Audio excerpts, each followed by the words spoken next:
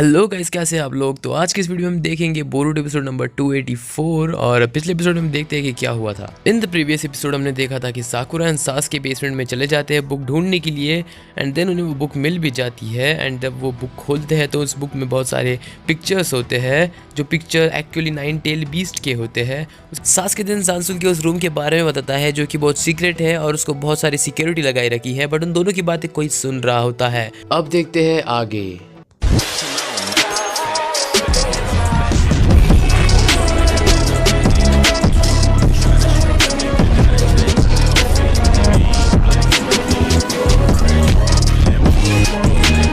Next scene में हम देखते हैं कि जो जीजी होता है वो मेनो को बुलाने की कोशिश करता है और वो उसको आवाज़ दे रहा होता है। सबको लगता है कि मेनो नहीं आएगा, बट वो आने लगता है और फिर जीजी कहता है कि मुझे एनिमल्स की परख है। उसके बाद हम देखते हैं कि मेनो उसके सेल के पास आ जाता है। देन पेंजिला कहता है कि जीजी तुम क्या कर रहे हो, ये बहुत खतरनाक हो सकता है, वो तुम्हारा हाथ खा लेगा। बट जीजी अपने एक लकड़ी की टुकड़ी को बाहर निकालता है और हिलाने लगता है, जिससे कि मेनो उनके पास आता है।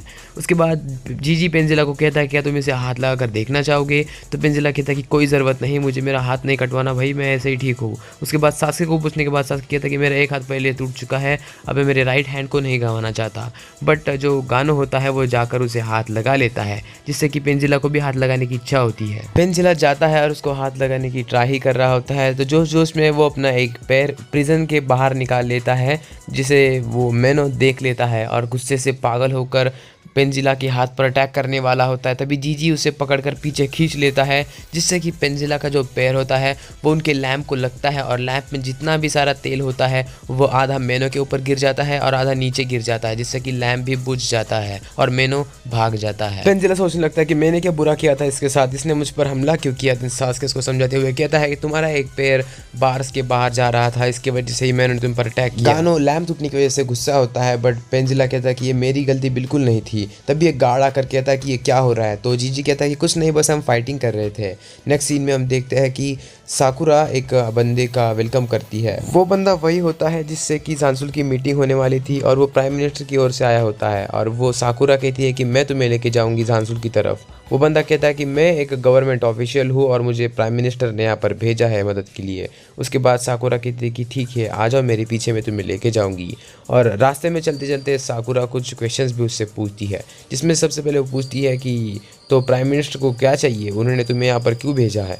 उसके बाद वो कहता है कि मुझे इतना कुछ मालूम नहीं, बस उन्होंने ये पूछा है कि प्रोग्रेस कैसे चल रही है। उसके बाद साकुरा पूछती है कि ओ तो मतलब शायद तुम यहाँ पर नए हो। तो वो कहता है कि हाँ, और मेरी ये पहली मीटिंग है। और साकुरा उस बंदे से ये भी जान लेती है कि उस बंदे की वाइफ का काम करती है और उस बंदे ने सांसुल को पिछली बार कब देखा था। दिन वो बंदा सासुके के पास जाकर गिर जाता है, क्योंकि साकुरा का यही प्लान था उसको सासुके के पास लेके जाना, फिर सासुके अपने शारीगन से उस बंदे को बेहोश कर देगा। एंड देन साकुरा उसका जैसा भेष बनाकर सांसुल से मीटिंग करेगी और सासुके के लिए रास्ता बनाएगी उस सेल में जाने के लिए। साकुरा सासुके से कहती है कि मैंने कुछ डॉक्यूमेंट्स पढ़े उस सांसुल के बारे में, उससे मुझे ये पता चला कि सांसुल की जो एक आंख है उसमें एक वीकनेस है कि उसे सामने का और ऊपर ऊपर का सब कुछ दिखाई देता है, बट नीचे की सारी चीज़ें उससे नहीं दिखाई देती क्योंकि वहाँ पर उसका ब्लाइंड स्पॉट है।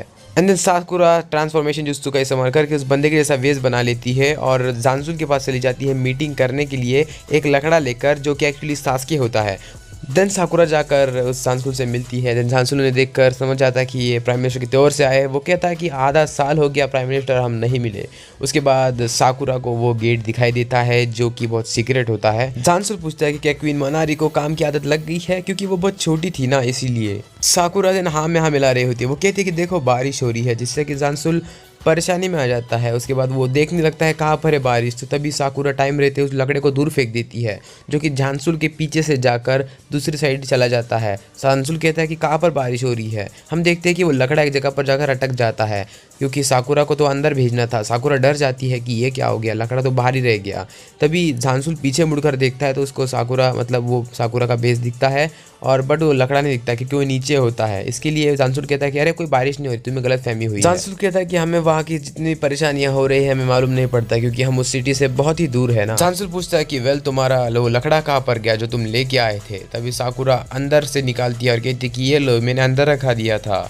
इसके बाद हम देखते हैं कि वो बातचीत कर रहे होते हैं कि सिटी में मतलब पानी की कमतरता आ गई है, जिसकी वजह से वो हेल्प मांगने आया है झांसुल की तरफ। उसके बाद झांसुल भी उससे बात कर रहा होता है कि वो कैसी हेल्प करेगा। तभी पीछे से सास्के ट्रांसफॉर्म हो जाता है और उस दरवाजे को खोलने की ट्राई करता है। तो अब साकुरा का यही काम होता है कि उससे झांसुल का अटेंशन ग्रैब करना है ताकि उसका ध्यान सास्के की तरफ ना जाए और सास्के आराम से दरवाजा खोलकर अंदर चले जाए। झांसुल कहता है कि अभी क्वीन मनारी बहुत छोटी है, इसलिए उसको मालूम नहीं है कि क्या क्या करना है, इसलिए शायद परेशानी आ रही है।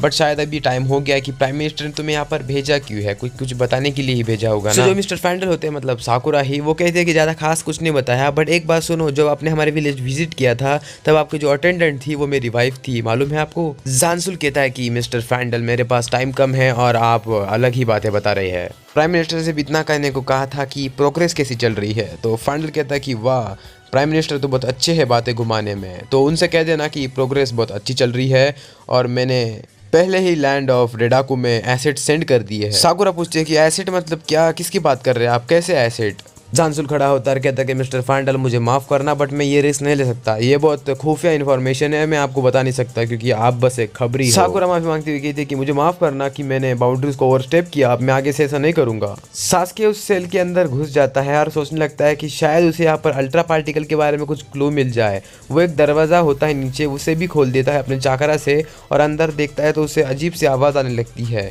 और जब वो दरवाज़ा खोलता है तो वहाँ पर बहुत सारी मुर्गियाँ थी। एंड जब वो दरवाजा पूरा खोलता है तो देखता है कि वहाँ पर पूरे मुर्गियों का पोल्ट्री फार्म था। नेक्स्ट सीन में हम देखते हैं कि झांसुल की मीटिंग साकुरा के साथ हो जाती है और फिर झांसुल चला जाता है और साकुरा भी। वेल सास्के उस रूम से होते हुए एक बिल्डिंग के बाहर निकल जाता है और वो देखता है कि ये क्या, ये तो प्रिजन के बाहर का रास्ता है, मतलब मैंने मिस्ट्री सॉल्व कर ली। वेल झांसुल के अंदर के जो खुफिया रूम थी उसके अंदर कुछ नहीं है, बस बहुत सारे फॉसिल्स है और बहुत सारे मुर्गियाँ है और उसे एक अजीब सा फॉसिल भी मिला है जिससे रिएनिमेशन किया जाता है। और सास्के को समझ जाता है कि इतने सारे मेनो यहाँ पर क्यों आए।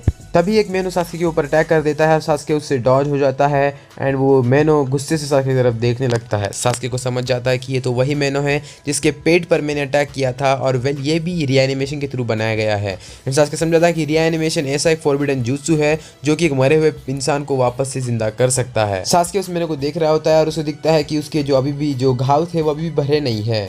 मेनो जब सास्के के ऊपर अटैक करने लगता है तो सास्के उसके ऊपर से जंप मारता है और उसके सिर पर देखता है कि कोई टैग है या नहीं, क्योंकि अगर पेपर टैग होता तो शायद उसे कोई ऑर्डर दे रहा होता, बट फिर भी वो झांसुल का ऑर्डर ले रहा होता है, मतलब कोई अजीब सा जुस्सू इसका ऊपर इस्तेमाल किया गया है। तो सास्के एक रॉड निकाल कर उसके मुँह में अटका देता है और उसे अपने एक शैडो क्लोन की मदद से किक मार देता है। उसके बाद सास्के सोचने लगता है क्या करना है, तभी उसके मुंह में वो हाथ डाल देता है एंड वो कहता है कि मेनो मेरी बात सुनो, क्या तुम्हें वहीं पर जाना है जहाँ पर तुम पहले से थे, कि तुम सोना चाहते हो तो मेरे साथ कोऑपरेट करो। सास्के तेल मेनो के मुंह में हाथ डाल देता है और चाकरा फ्लो करने लग देता है उसके टंग के थ्रू एंड हम देखते हैं कि उसी से वो उस गेंजुत्सु को ओवरराइड कर देता है। तो मेनो होश में आ जाता है और सास्के को गले लगा लेता है एंड सास्के कहता है कि ठीक है अब मेरी मदद करो।